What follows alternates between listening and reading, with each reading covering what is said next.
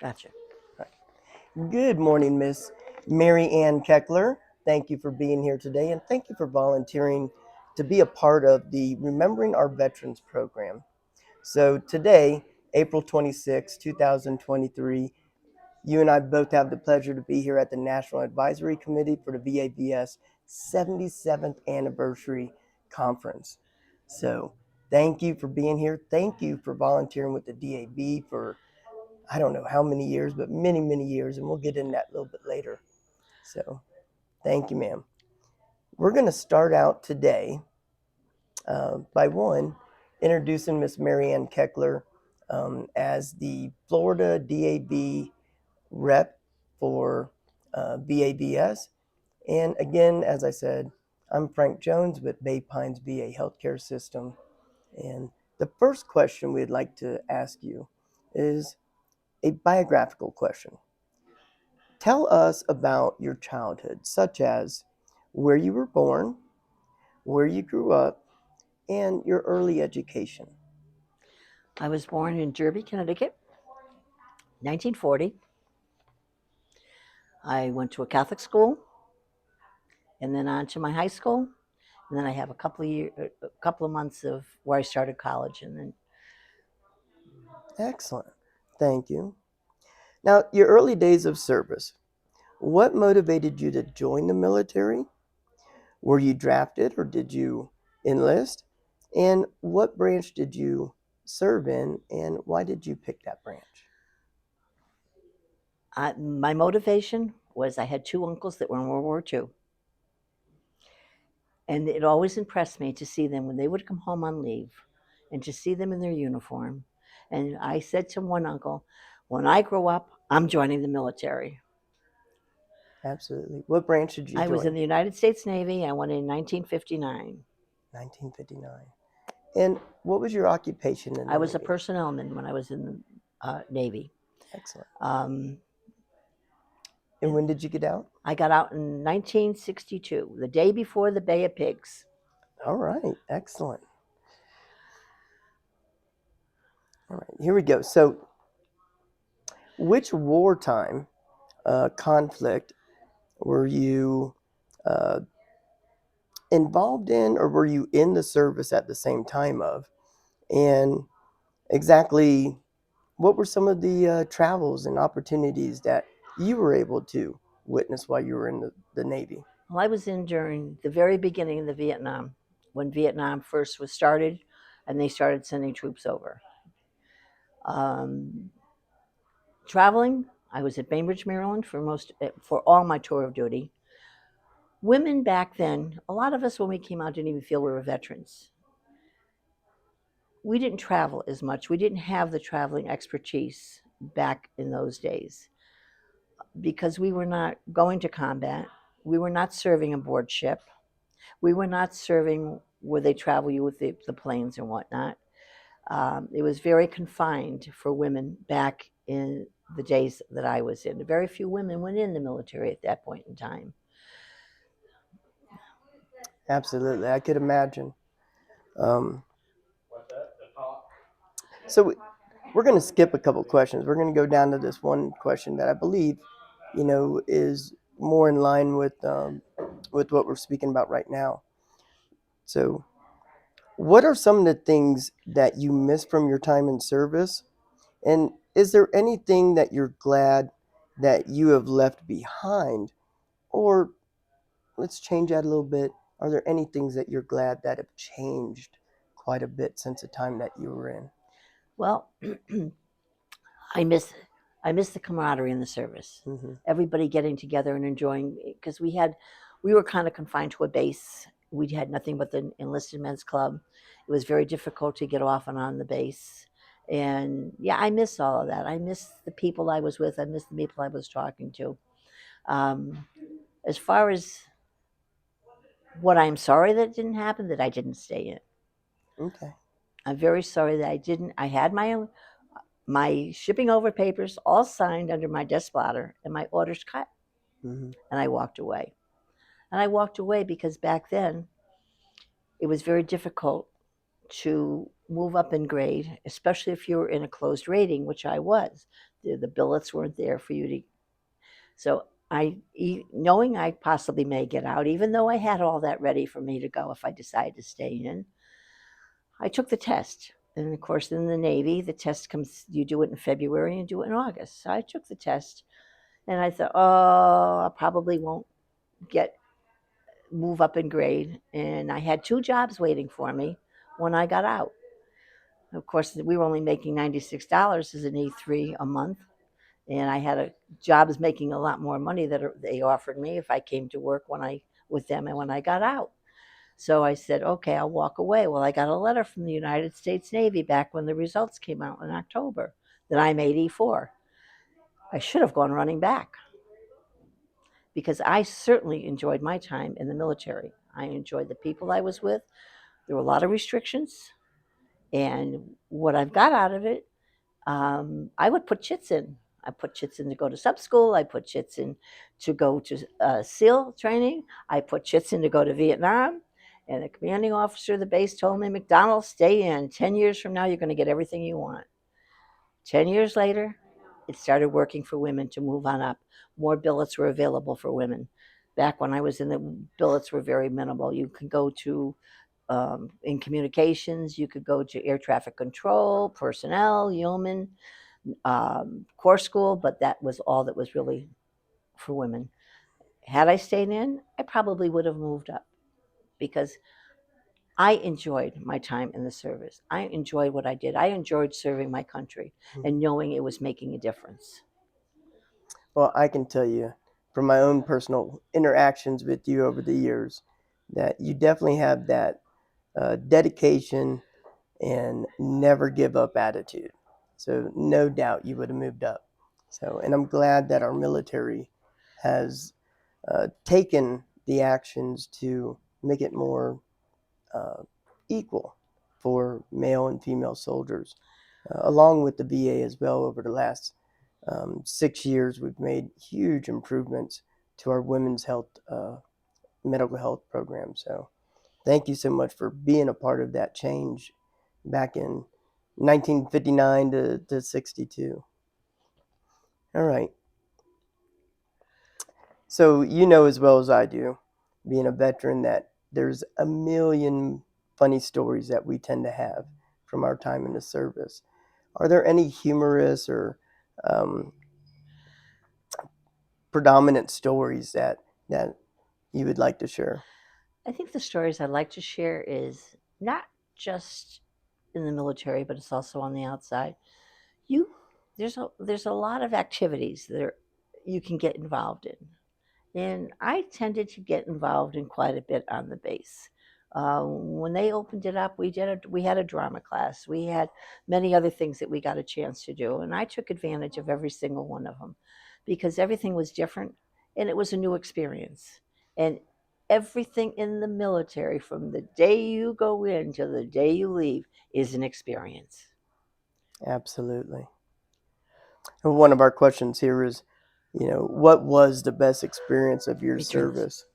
And I think you really kind of answered it with the camaraderie that we had amongst each other, and with the just how many new experiences that we have each and every single day. The world is full of experiences. Absolutely. Thank you. Um, so, were there any awards or citations that you'd like to speak about from your time in service? I didn't have any awards or citations when I was in. Back then, they weren't awarding as much as they are awarding today. They are honoring your service, unlike they did back in the 50s and the early 60s. They are recognizing our military for what they have done. Excellent. Wasn't so much back then. Hmm. Absolutely. What occupation did you, and you started to speak about this, what occupation did you do when you left the service? And what are you currently doing? Okay, I ended up going work for the telephone company. Wasn't impressed with the telephone company, so I had an opportunity to go into the transportation industry. And that was an all male organization. There's very few women that were in that business. I got into the business. I stayed in it for 27 years. It was very exciting. Every day was a different day. You had no idea what you were going to experience. I stayed in until I just went into the other side of it, which was traffic management, and I worked for a company until they moved into Pennsylvania and stayed with them 20. I had 27 years in that business altogether. Wow. And uh, the follow up or the second part of that question was, what are you doing now? I am a volunteer at the James A. Haley VA Medical Center, which I have been there for going into my 30th year. Wow. Thoroughly enjoying every minute of working with our veterans and helping them with their issues and pursuing what they have to get into the VA. Absolutely. And, you know, being in Florida, we get to see the impact of your work all the time. So thank you. Let's see here. What are some of your hobbies that you enjoy? And share with us an amazing once in a lifetime experience that you've been able to have in your life besides the military. Well, hobbies, I like to embroider. I like to flower arrange, and I like to create things. Okay. I like multiple things. I like to find a way of creating it and making something different. All right. And let's see, what was the other part of that question here? A life changing experience, a once in a lifetime experience that you've been able to have outside of the military that you would like to share about. One the lifetime experience that I had is when my son, who was injured while he was in the military, and I had that ultimate call because they didn't expect him to live. He was in combat for a short time, then he got back R&R, and he broke his neck um, while diving in Germany into a lake.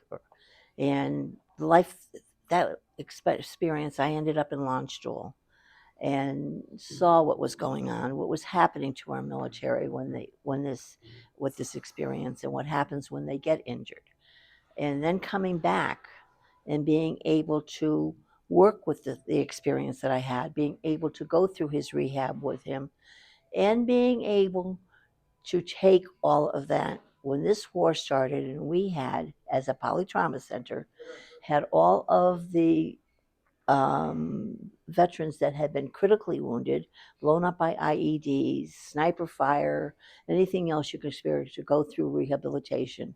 And the greatest experience I ever had was working with those families and bringing them to light to see what they're going to be up against as they get out. That was my. That is probably the greatest experience I've ever had in my life, and Thank still you. doing it today. Absolutely. Thank you so much.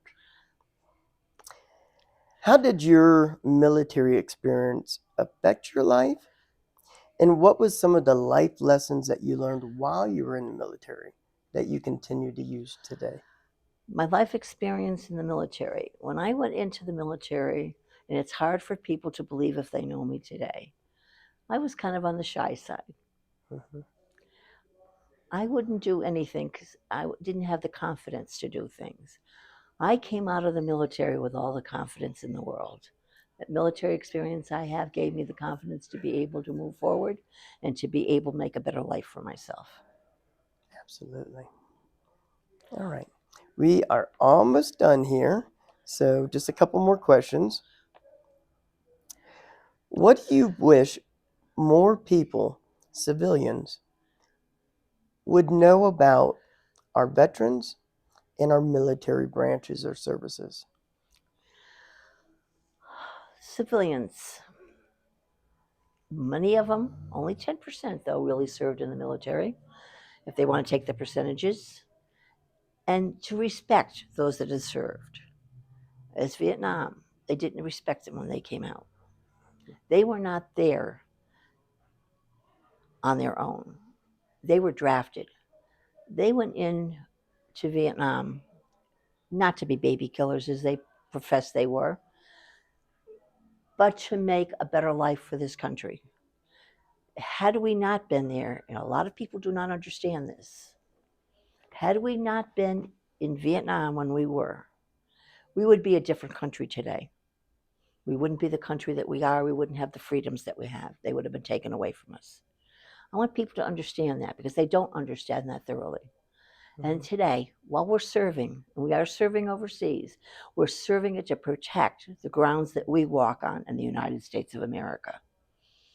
Absolutely. Because if we didn't do what we're doing today, we would not have the freedoms at hand. Absolutely. And I'd like to highlight one of the things that you mentioned in there, right? Is that our military does not train us to be killers. They train us to be protectors. Right. And unfortunately, sometimes that requires hurting others to protect the ones that we love and care about. So thank you for bringing that up. All right. So, what would you like people to remember about your journey? I like people to see my journey as something maybe they should take on for themselves, to be able to help our fellow Americans, not challenge our fellow Americans, to be able to respect what is out there. It doesn't make any difference what nationality you are, what ethnic group you are, or what color you are. We are all American people, one way or the other, and respect gets respect. Very well said. Is there a message that you would like to leave for our future volunteers or our future veterans, our future soldiers, future citizens of America? For our volunteers, I have to say this: there's nothing greater than being able to help and uh, and the inner feelings that you will have in there, making a difference that you have helped someone else, not just about yourself, not just about the neighbor. Just it's getting out there to help our American. It's just not just the Americans, it's anybody out there. Volunteering is the greatest thing in the world, and you get the greatest respect. My personal thing on that, volunteering, if I can help a veteran get what they deserve, it's like giving me $1 million to see the smile on their face. Absolutely. And that's the only reason the VA is even here, right? To Right. serve our veterans. We're here to serve our veterans. We love it when The volunteer, it's the greatest. I can't even, I mean, I've been there 30 years. In 30 years, every day is a different challenge. Every day I feel humbled when I come out of that VA and knowing I have made a difference helping others. we're humbled every time we get to work with you and all the other volunteers. Is there anything that you would like to add to this interview that maybe we didn't cover? There's just something on your heart. All I can say is if anybody has out there has anywhere they want to turn, look at your United States military and join. And I know that today we're having issues trying to get people to join because of what is going on. But when you come out, the greatest thing in the world is to feel that I served my country and I made a difference.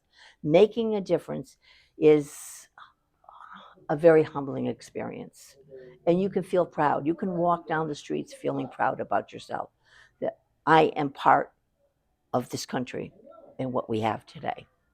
Absolutely. Well, I can't think of a better way to end this. Miss Marianne Keckler, thank you so much for coming in today and being a part of this program. God bless. Have a great day. You too.